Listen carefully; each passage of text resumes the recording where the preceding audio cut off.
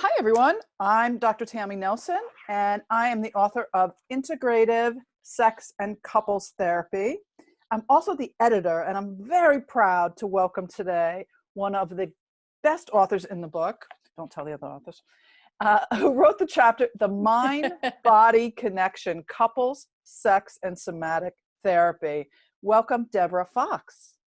Thanks so much. My pleasure to be here. Deborah is a psychotherapist specializing in sex and couples therapy, and she also focuses on the body, which is why she's writing about somatic sex and couple techniques. And she's in the Washington, D.C. area, and she's joining us today to talk a little bit about why somatic sex and couples therapy, and it's such a great integration of all those skill sets. I absolutely love the way you work. So tell us a little bit about how you got into this, who you are, and what you do in your work. Great. Well, glad to have the opportunity because this is so darn important. So I've been working mostly with couples for probably the last 20 years. And I discovered that there's conversations that get stuck when I have a couple in my office. And so I started getting much more interested in how can I work a little differently? How can I work beneath a lot of these words? And so I started studying more about somatic intervention, and I've done a lot of training in a particular technique called Somatic Experiencing, which was started and founded by Peter Levine, which is an awesome technique. So what I found was that there really isn't any conversation worth happening if your nervous system is not in a settled state. So being able to work with people's nervous system to get them into that settled state is crucial. And if you've paid attention to this research, which many people have, which is only 7% of communication is words. The rest is body language and tone. Which is so interesting now that we are on Zoom all the time, because I feel like I'm so focused on where my eyes are going and what the other person is doing. And it's a much different experience than being in person. So it must be really interesting for you to be watching people's body image and their eye. It is. And we therapists, we're all cut off from a certain way that we get information, which is through our bodies. And we're cut off from now that in the two-dimensional world of virtual therapy. And it's kind of a shame, and I realize I can't see people's hands. I can't see anything usually below, this part of our bodies, right? And are the hands clenching? Are they touching each other? Are they relaxed? I mean, so many things. Are they wearing pants? All these cues I'm missing. I don't know. Yeah, there's some interesting stories about that. It's a big cue, but we don't have it. Yeah, exactly. So, so there's a lot missing right now in terms of that kind of input of information. And in that, the 7% of communication is words, the rest is something else. So our nervous systems, we are born, because it's a survival mechanism, to always be scanning our environment for safety. And that means we are scanning the faces and body language of our partners in conversation. So a smile, a roll of the eyes, a clench of the jaw, a tightening of the facial muscles, all of those things are going to be read by their partner in a nanosecond. Oh, I know, because my partner breathes out through his nose. He just goes, and I can hear him three there you go. away. And I'm like, what are you thinking? He's like, what? I don't know what you're talking about. I'm like, yes, you do. I could tell. It's so true. We get really triggered by those little things, those little clues. Yes, and your system is going, if that feels in any way off-putting, your system is going to say, is this safe? Or is there a little danger going on? A little danger or a lot of danger? And so your system is going to respond, and it's going to go on some kind of alert. So if that's a significant alert, and it doesn't have to be a lot to get us significant, your ability to absorb what you're hearing, your ability, because you're now not safe. So you being able to really hear what your partner is saying is already compromised. So do you work with people And so when to help them? I'm sorry, I keep interrupting you, but do you go ahead. do you teach people to work on their body to keep their partner safe, or do you work with people so you recognize what's going on with them when you work with them? All of the above. So, it kind of starts with ourselves, because we have to learn to read ourselves. And that's huge. That is a learned technique. And I would say in my somatic experiencing training, it was mostly practice. And it was mostly practice on ourselves, noticing what goes on in our own bodies. So that is an essential piece in order for us to be able to really help and guide people to be able to do this themselves. I would love to have you on another meeting where we talk about how to do this work on Zoom. Because I think your unique techniques are so valuable and so needed for therapists and for clients that are doing this. One, because we see our face reflected back now in a way we never have while we're in the session, which is a mirror and a metaphor. But also, how to really be so tuned in the way that you are. I mean, you are super tuned in to people in your type of therapy. Yes, exactly. And what I've learned is that's essential, because if the jaw gets clenched, that conversation is changed in an instant. We go into some version of fight, freeze, or flight. It can be just a little bit, and that conversation is now changed. It can't have the degree of vulnerability that's really needed in order for shift and change to happen. Yeah, so it doesn't have to be a dramatic, I want to make a finger gesture, but I won't. It doesn't have to be a dramatic gesture. It can even just be something like a breath out of the nose or that small tightening of the jaw, and people get react. Right. And you can see the partner react, instantly. You just see a chest fall, you see shoulders come up or go forward or, go back.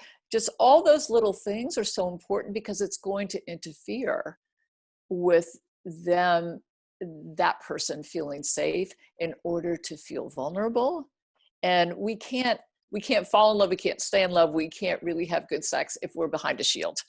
So we have to find safe ways to get into that vulnerable place.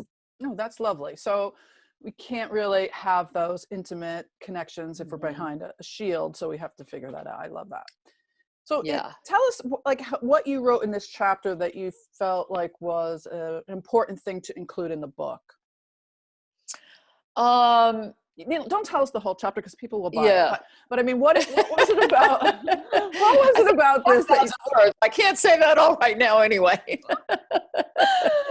What was like a highlight that you thought, oh, this is a great place to put this particular type of therapy in this Integrative Sex and Couples Therapy book? Right. Because it's so applicable. Yeah. Let me think about that. So I think that, first of all, I think there's some simple things in the chapter that anybody can do, even if you don't have a lot of specific somatic training, that can be helpful for people. And I think a lot of what I wrote in the book is what people can use. So whether that would be some of the things we do as imago therapists naturally, which is a thing called mirroring, which is more than reflective listening, which I think is commonly misunderstood, because mirroring is when you're reflecting back what you hear, but not just the words. You're reflecting the tone, the cadence, the prosody is what it's called, the whole feeling of the thing. That's stepping into somebody else's world. So that in itself already settles the nervous system. When we feel heard as individuals, we feel safer. So anybody can do that. Sharing appreciation of your partner in a session, that is going to settle the nervous system. So all those things that when I was writing, I think, these are techniques that I've used forever and didn't even know that they settled the nervous system, and now being tuned in a very, very different way. Yeah, you really made those connections in the book, and talked about how you can help people with very specific tips to settle that fight or flight. And I think that's so important right now. I think your work is crucial to work with couples. Well, it's super crucial now, I would say, because there is trauma going on in everybody to some degree, and there's going to be massive trauma by the time this is over, between people who have lost people, between the frontline workers who have witnessed way more than any training could have possibly prepared them for, all the brand new nurses and doctors and who were thrown into this environment. So we hold all that stuff in our bodies because we can't process it all, and all that trauma is going to be brought into relationships as parents and with partners. And it's not necessarily going to be accessible through words because it's overwhelming. And when trauma is overwhelming, it goes into our bodies and it gets stuck and it stays stuck. So we have to know, as therapists, we have to know ways to release that trauma that is beneath words. Talking about it will only go so far. God, that's so true. So I wonder if, I'm so glad I have you this morning. You're like the perfect person to talk to.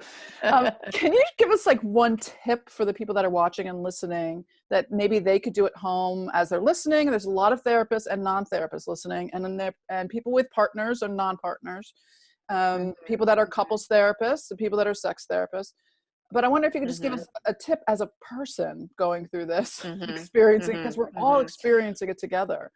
Yeah. So a couple things. One is to notice what is happening in your body, because being able, especially if people are irritated or withdrawn or getting snarky, you really want to ask yourself that question.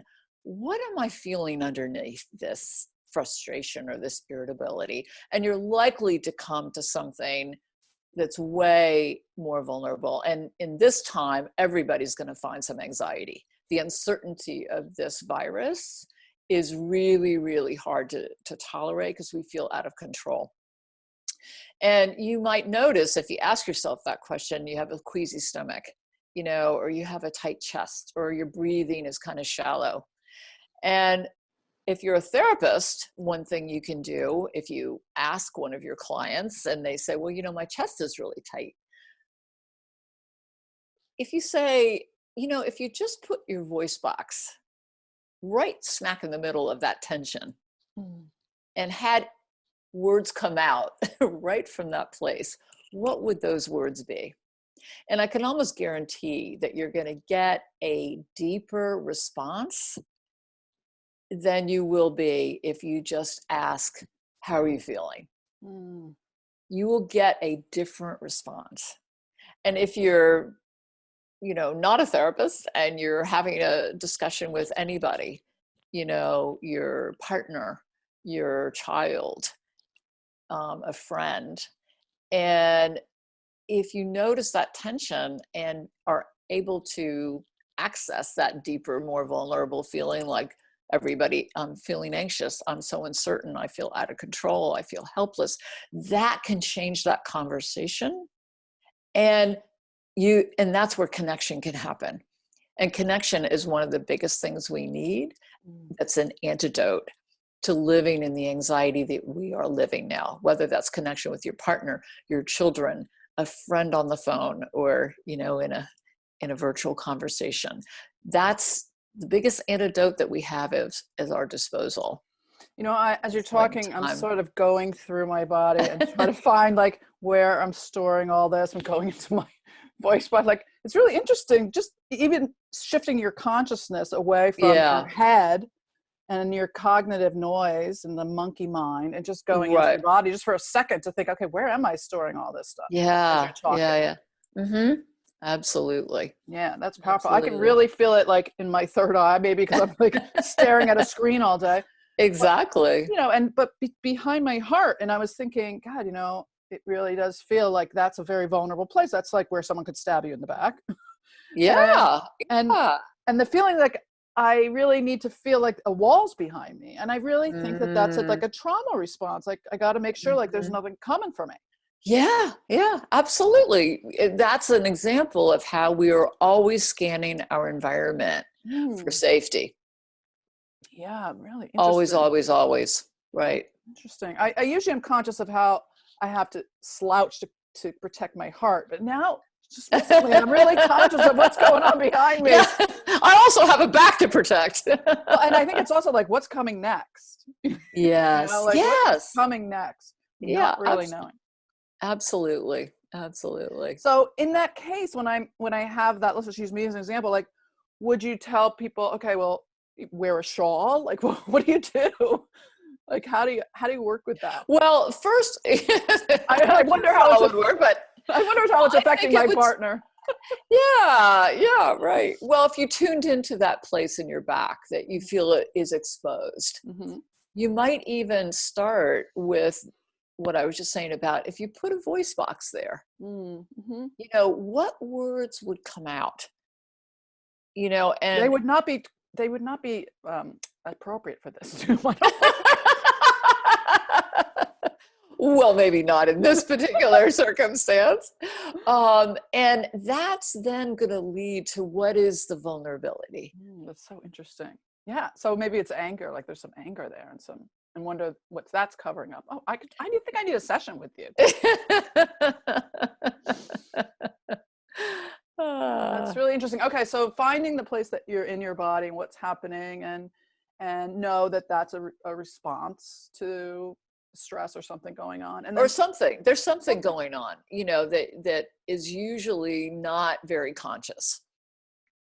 And And then so by giving it focusing a on, voice, maybe giving it some words, focusing on yes, it.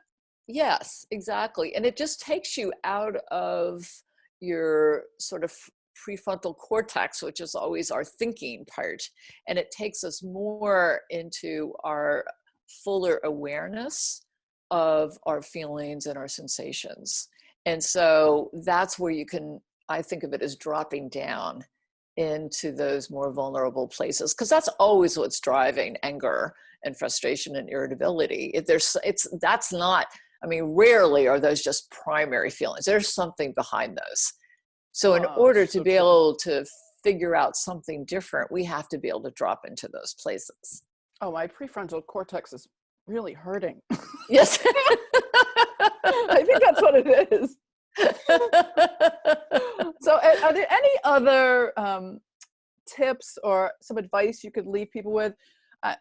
My big takeaway is that they should definitely buy the book and read your chapter, because it's just rich with Hmm. examples, and you give case examples of people you work with and the things that you recommend for people to help couples improve their sex life, to reconnect, and you show very clearly how you work with people around these concepts. Right. Slow down everything. Slow down a conversation. Mm-hmm. If you're a therapist, you want to slow down those conversations that you're having with couples. Get into the body, get into the sensations. It's going to be way more valuable. Slow down sex. Not always, but certainly sometimes. It's especially, I think, with people in these cooped up environments sometimes, where one person might be, oh, good, we're cooped up, let's have lots of sex. But Mm-hmm. the other person may feel like, I'm cooped up, I want my space. Yeah, So, and often, as you know, those people are in relationship with each other. so true. And so sometimes slowing down to reconnect emotionally, sensuously, not a dive into arousal, is really allowing your body to catch up. Because in these times where there is a lot of anxiety and all the things we're trying to juggle, and parents with kids home from school and blah blah blah, it's a daily management. Many people can't jump into sex. or jump into an important conversation. It's like they're so busy just surviving. But or we want to sleep. I can't sleep at night. I can't seem to turn it off. I'm exhausted. And then my Yeah, body won't shut itself off. exactly. You are not the only person. So here's where meditation is awesome, to allow everybody to get out of that preoccupation with just the managing. Because we want to come out of this virus environment. We want to thrive. We don't want to just grit our teeth and get through it. Mm-hmm. And that has to do with our relationships, our connections, and everything else. So I would say slow down the conversation. Give yourself time to be physical. Don't expect your body to jump into hot sex unless if it does that, great. But that's not the people we're talking to at the moment. Yeah, and don't be disappointed to change your expectations. I really hear you. Yeah, exactly. That's lovely. So Deb, how can people find you? They can find Integrative Sex and Couples Therapy in your chapter on Somatic Sex and Couples Therapy at Amazon and anywhere books are sold, including at the Pesci Publishing and Media website. And I'm sure they can find it at your website as well. And tell us how they can find out more about you and your work, and maybe how they can book a session with you. Sure. The best way to find me is on my website, which is pretty simple. It's debfox.com. I also have a Facebook page which is under my full name, Deborah Fox, MSW, as is my Instagram account. There are videos on there that I'm talking about couples and this virus, if people would find that, interesting to tune into. Fabulous. Deb, I cannot thank you enough for today. You are the antidote to my stress. I just have adored talking to you, and it is a pleasure to have you as an author in the book, Integrative Sex and Couples Therapy. You're very wise, and I really enjoyed editing your chapter and learning more about your work. Oh, great. Thanks. Well, it was actually a pleasure to write. Good. I hope you keep writing. Yeah, I plan to. All right, Deb, thank you. And thank you to all of our listeners. To find out more, you can go to drtammynelson.com, or you can go to my YouTube channel, which is Dr. Tammy Nelson, or to find out more about my podcast, thetroublewithsex.com. Thanks, everybody. Have a great day.